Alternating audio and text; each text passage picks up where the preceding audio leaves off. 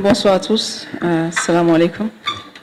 Donc moi, je me présente devant vous aujourd'hui très satisfaite parce que le Conseil des ministres a approuvé aujourd'hui la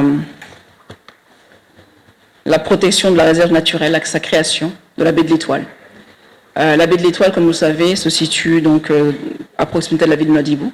Elle fait 12 km² et elle constitue un prolongement territorial naturel et qui renferme une biodiversité exceptionnelle, très riche. Et présente également un grand intérêt au niveau de la faune et de la flore et constitue un poumon écologique à la fois pour la biodiversité, mais également pour les nurseries, pour toutes les espèces maritimes. La protection de la baie de l'Étoile aura bien sûr comme incidence directe à la fois des incidences écologiques, mais également économiques.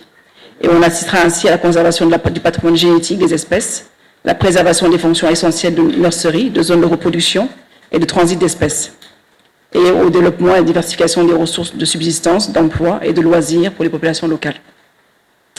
Donc ce régime de protection qui va freiner la dynamique de rétrécissement et de la dynamique également de dégradation de cet espace de biologique essentiel permettra justement de créer une durabilité de nos ressources naturelles.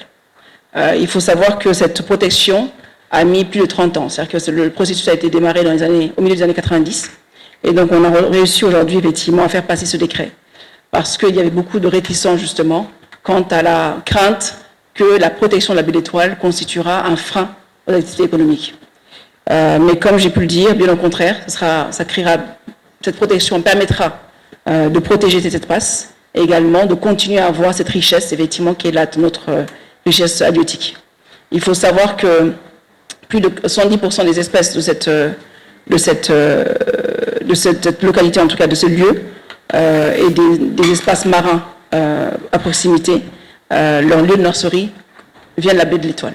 Donc il est important effectivement que nous la protégions, que nous la développions et que nous la laissions effectivement s'étendre dans son lit naturel.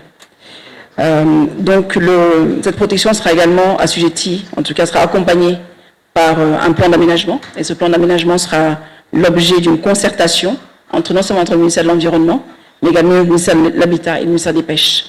Donc je me réjouis et je me félicite effectivement que ce décret soit passé aujourd'hui, et il constitue également une longue série de protections d'espaces en Mauritanie. Nous avons commencé par le Guelberishat et ensuite la réserve du Nord.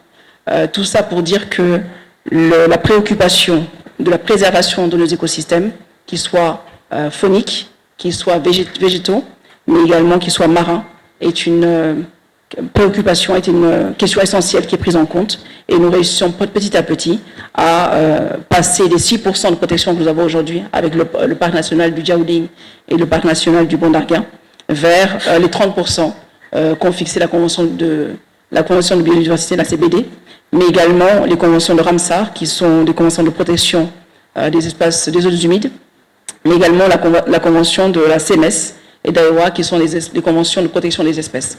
Donc c'est pour vous dire à quel point ce travail a été long, mais qu'il a été couronné de succès. Et je vous remercie.